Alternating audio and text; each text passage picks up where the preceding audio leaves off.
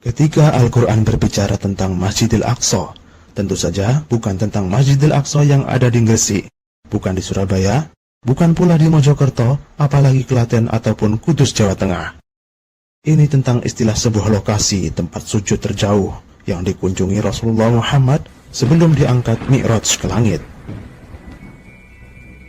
Pada episode sebelumnya sudah kita ulas bersama bahwa Nabi Sulaiman, sang raja Bani Israel, tidak pernah membangun kerajaan apalagi tempat ibadah di area Temple Mount Al-Quds, Yerusalem. Dengan kata lain, kiblat pertama risalah Tauhid tidak pernah ada di wilayah Levan, Palestina.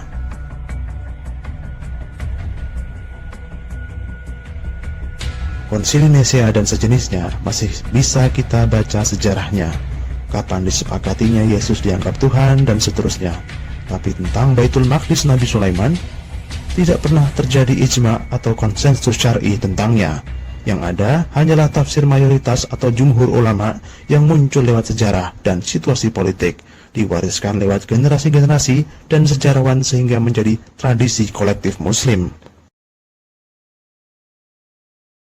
Tidak pernah dilakukan verifikasi arkeologis apalagi historis oleh ulama-ulama Islam terdahulu.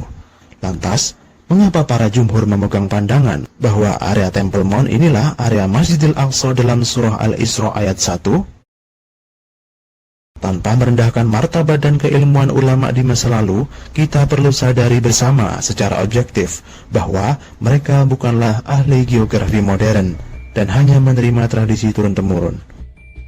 Mengapa bisa begitu? Karena faktanya penamaan area Temple Mount ini sebagai Masjidil Aqsa tidaklah pernah disabdakan oleh Nabi Muhammad SAW, kecuali dimulai saat dinasti Umayyah berkuasa, yaitu era Khalifah Al-Walid I dan ayahnya. Ini sebagai upaya memakmurkan area Temple Mount. Ya, kalau dihitung sampai zaman modern gini, upaya memakmurkan itu sudah berkali-kali ya pemirsa. Ya, meski ada interupsi seperti penyerangan dari Ordo Knights Templar, tapi sekali lagi, di bawah kekuasaan Islam, Dome of the Rock dan sekitarnya telah mengalami pemakmuran dengan cara direnovasi berkali-kali. Hingga muncullah nama-nama musola seperti dalam peta ini.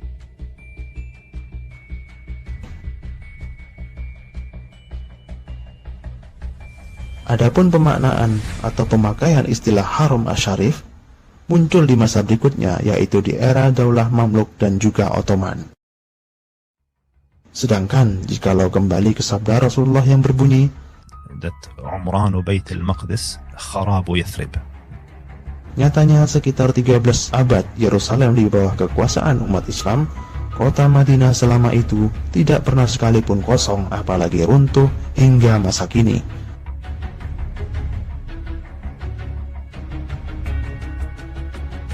Lantas siapa yang menghukumi berdosa jika seseorang mengajak para akademisi muslim mengkaji ulang lokasi Masjidil Aqsa, tempat Baitul Maqdis Sulaiman berada? Sejatinya bukanlah di Yerusalem.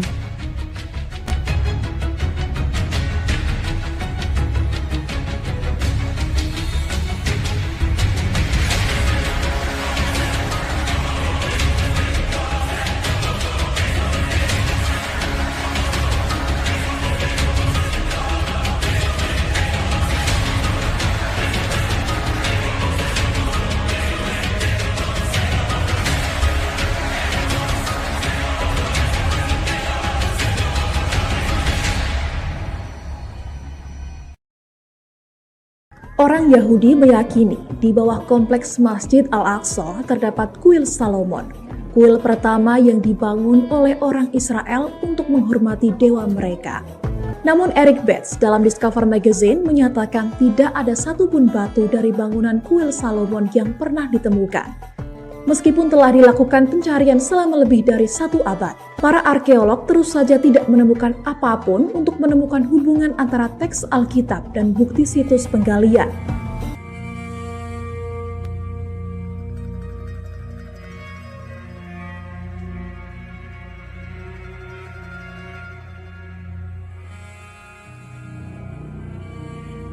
Tafsir Bil Ma'sur tentang negeri tempat Baitul Maqdis Sulaiman berada dinisbatkan kepada Ibnu Abbas radhiyallahu anhu. Menurut beliau, negeri tanah suci yang kita identifikasi sebagai Ardul Muqaddas adalah Ariha, yakni kota Yeriko tepi barat Palestina, bukan Yerusalem. Meski beliau tidak menjelaskannya kepada kita dasarnya apa, lagi-lagi keyakinan semacam itu ternyata diadopsi dari kisah Bible, bukan sabda Rasulullah Muhammad. Kami menemukannya di kitab Yosua pasal 6, di mana kitab itu bercerita tentang kisah pengepungan Yeriko yang dipimpin oleh Yosua. Secara Islami, kita kenal nama itu dengan Nabi Yusya. Nabi Yusya dalam Islam adalah nabi pengganti Nabi Musa setelah 40 tahun meninggalkan Bani Israel yang enggan berjihad memasuki tanah suci Ardul Muqaddas. Beliau Nabi Yusya dikisahkan oleh Rasulullah Muhammad sebagai nabi yang berdoa meminta kepada Allah untuk menahan matahari sejenak agar perang melawan kaum raksasa Jabbarin dimenangkan oleh pasukan Bani Israel sebelum akhirnya malam tiba.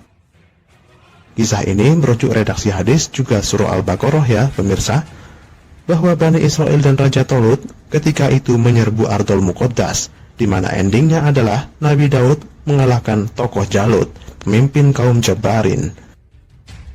Berbeda dengan kisah Bible, Bani Israel dipimpin Yosua bersama Nabi Musa memerangi orang Amalek di Refidim. Sedangkan adanya David atau Daud mengalahkan penduduk Filistin atau Palestina di tanah Kanaan secara berulang kali. Mana yang akan Anda imani, kisah populer yang merujuk Bible atau Al-Quran Sunnah? Sobat Villa, kajian panjang kita tidak sampai pada kesimpulan Ardul Muqaddas adalah Yeriko seperti kata Ibnu Abbas radhiyallahu anhu. Insya Allah, kelanjutannya akan kita ulas di video terpisah. Lantas bagaimana dengan nasib Sakhroh Yerusalem yang konon pijakan buruk Nabi Muhammad ini? Bukankah inilah objek populer yang dikatakan sisa fondasi Baitul Maqdis? Tentu saja bukan ya pemirsa, tak ada prasasti apapun yang mengenang Baitul Maqdis Sulaiman di sini, apalagi kisah agung Isra Mi'raj pada dinding-dindingnya. Kecuali sekedar cerita dongeng populer yang digaungkan oleh para pemandu wisata. Ketika Rasulullah kemudian akan naik ke atas, batu ini floating itu melayang begini. Jadi tadinya lurus gini, terus seperti ini, ya ini floating. Tapi Rasulullah kemudian turun, memberikan penghormatan dengan sholat di bawahnya yang terbuka ini. Kita akan bisa lihat di sana, Rasulullah sholat bersama semua nabi dan rasulnya. Berapa jumlah nabi? 124.000. Ya, mulai dari Nabi Adam sampai Nabi Isa alaihissalam. Kita akan lihat di sana, oke? Sobat beriman, tahukah Anda, selama era kekuasaan Kristen Bizantium, ketika Islam belum datang ke Yerusalem, area Tempel Mount ini erat kaitannya dengan pemujaan dewa Romawi Jupiter Capitolinus. Itulah mengapa Kaisar Hadrian memberi nama kota Yerusalem saat itu sebagai Aelia Capitolina. Ilia sebutan Arabnya. Aelius adalah nama keluarga kaisar, sedangkan Capitolin adalah nama bukit di Roma di mana kuil dewa Jupiter berdiri. Sang kaisar bermaksud mengabadikan nama keluarganya dan menghormati dewa-dewi Romawi dengan cara ini. Sejumlah tafsir populer menyamakan nama Ilia dengan Masjidil Aqsa sehingga dikokohkanlah sebuah nama area pasca kenabian bahwa kota Aelia Capitolina adalah Masjid Ilia dalam sejumlah redaksi hadis. Hadis-hadis yang memuat kata Ilia dan Masjid Ilia menunjukkan frase ini hidup dalam memori umat Islam terdahulu, ditransmisikan lintas generasi. Sambil memperhatikan dua frase ini, perlu diingat bersama bahwa ucapan Nabi Muhammad pada abad 1 Hijriah dulunya adalah didengar, bukan tertulis untuk dibaca seperti yang kita lakukan saat ini. Maka dalam kondisi pengucapan oral, akan terdengar setidaknya dua bunyi dalam dialek Arab. Yang pertama, Ilia. Yang kedua, Ailiyah. Dua bunyi yang memiliki makna berbeda. Jika ternyata benar yang diucapkan Nabi Muhammad tidak merujuk sebuah nama kota buatan Kaisar Hadrian, maka frase Iliyah adalah lebih tepat menjadi deskripsi keadaan tempat sujud terjauh, lokasi Baitul Maqdis Sulaiman berada.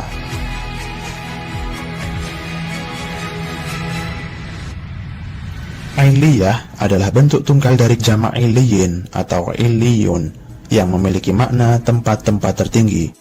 Maka jika begitu, Baitul Maqdis Nabi Sulaiman harusnya berada di sebuah dataran tinggi yang dimuliakan, bukan justru di sebuah bukit yang berabad-abad dihinakan sebagai tempat pembuangan sampah kota, apalagi bersebelahan dengan kuil pemujaan dewa-dewi Romawi.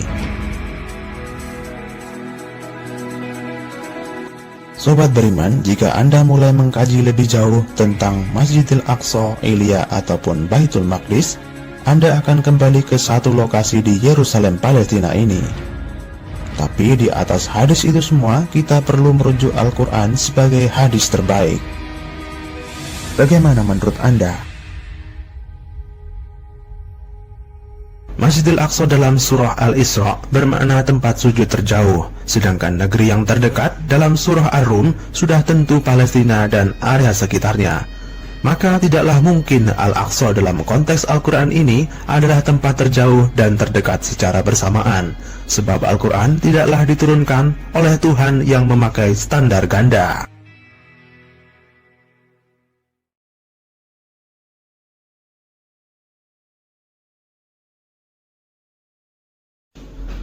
Khalifah Umar bin Khattab radhiyallahu anhu bersama rombongannya adalah kaum muslimin yang pertama kali mengunjungi area Temple Mount, sebelum akhirnya dikunjungi oleh sahabat Nabi lainnya.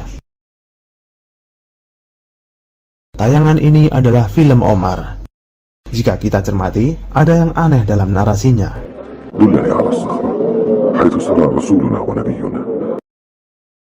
Pemirsa, apa Anda yakin redaksi kalimat beliau ini ada hadis sahihnya? Kami pastikan Anda tidak akan menemukannya ya sobat. Lalu sejak kapan Sayyidina Umar diberitahu oleh Rasulullah bahwa objek inilah sisa reruntuhan Baitul Maqdis Nabi Sulaiman? Jika saja beliau tahu inilah sisa Baitul Maqdis Sulaiman, tentu mau membuat rumah ibadah di atas batu yang konon katanya tempat Mi'raj Nabi ini. Karena beliau pasti paham keutamaan jika sholat di situ akan terhapus dosa-dosanya. Nyatanya tidak ya pemirsa, jelas sekali beliau tidak menganggap batu ini sebagai tempat sakral yang penting.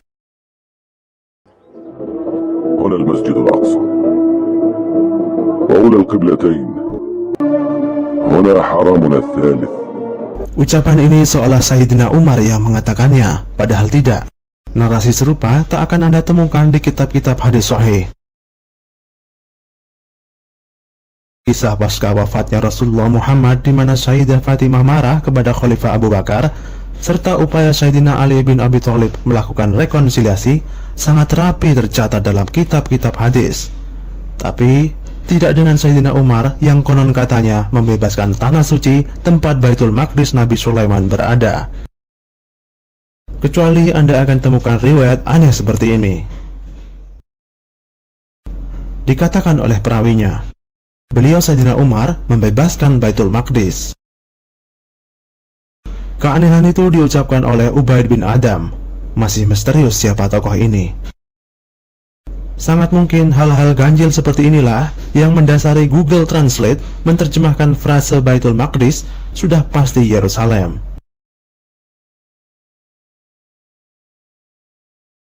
Sobat beriman, sudah begitu lama waktunya terjadi distorsi istilah dan pergeseran makna tentang Baitul Maqdis.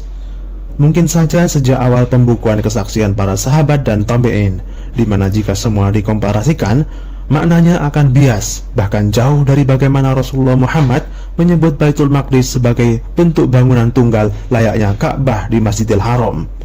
Bukan jamak, apalagi sebuah kawasan luas seperti ini. Mengapa? Sebab jika bangunan Baitul Maqdis itu berupa kompleks bangunan-bangunan bukan satu titik, tentu namanya menjadi Buyutil Muqaddasah. Mungkinkah semua ini ada kaitannya dengan sabda Nabi Muhammad SAW bahwa Sayyidina Umar adalah pintu fitnah yang tertutup? Allahu a'lam.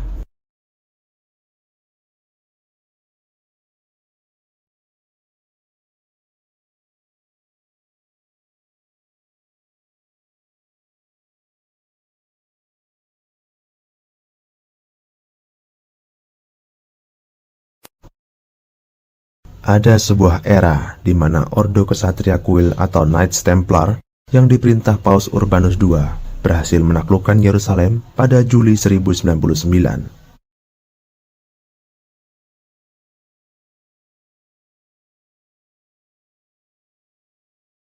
Banyak media-media asing bercerita, para kesatria kuil atas nama salib Kristus ini mencari tabut Nabi Musa yang konon disimpan King Solomon di bawah area Temple Mount.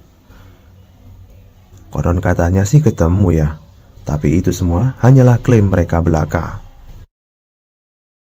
Dulu sebelum era Nabi Sulaiman berkuasa, Al-Quran menjelaskan kepada kita bahwa tabut Nabi Musa dibawa oleh malaikat yang akhirnya diberikan kepada Raja Tolut untuk memimpin Bani Israel. Sedangkan dalam Bible, Anda akan menemukan bahwa tabut itu direbut oleh orang Filistin saat menang perang melawan Israel.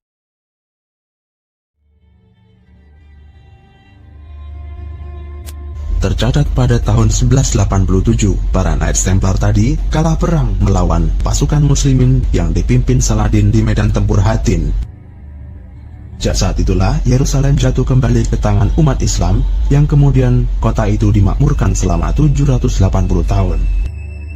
Sangat lama ya pemirsa, sebelum akhirnya gerakan militer Yahudi Zion mengambil alih wilayah ini pada 1967. Jika kita kembali ke konteks hadis pada episode 2 tentang kemakmuran Baitul Maqdis seiring runtuhnya atau kosongnya Yathrib atau Madinah, maka di episode kali ini sudah sepatutnya kita semakin yakin bahwa nubuah Nabi Muhammad bukanlah ditujukan untuk kota Yerusalem, akan tetapi untuk Baitul Maqdis Nabi Sulaiman yang sampai saat ini tentu saja belum dimakmurkan oleh umat Islam. Adapun mereka yang mengaku-ngaku bertauhid ini tentu saja sedang salah alamat dalam mengikuti kitab yang tak jelas siapa penulisnya. Bahkan kitab itu tidak memiliki sanad yang tersambung ke para nabi Bani Israel. Lantas untuk apa kita umat Islam percaya tafsir yang bersandar padanya? Kembali soal Knights Templar, ordo multinasional ini oleh sejarah dikatakan bubar. Tapi para penerus ideologinya sukses membuat organisasi terstruktur yang kemudian berkembang menjadi berbagai loji-loji Freemason di seluruh dunia, termasuk di Indonesia.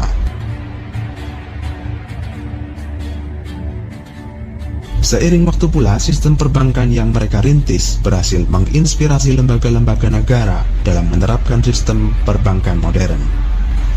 Sobat Villa perlu cari tahu sendiri ya di luar video kami bagaimana peran Knights Templar membantu para peziarah Yerusalem melakukan kredit, simpan, pinjam, dan transfer kekayaan hanya dengan selembar kertas cek.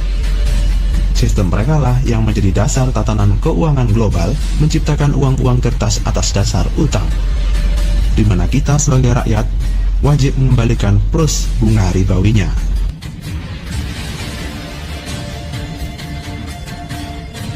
Sobat Beriman, bagi kami ketika kita diizinkan oleh Allah menyadari kiblat pertama hilang, ini semua bagian dari makar Allah untuk menyembunyikan Baitul Maqdis Nabi Sulaiman dari musuh-musuh Islam.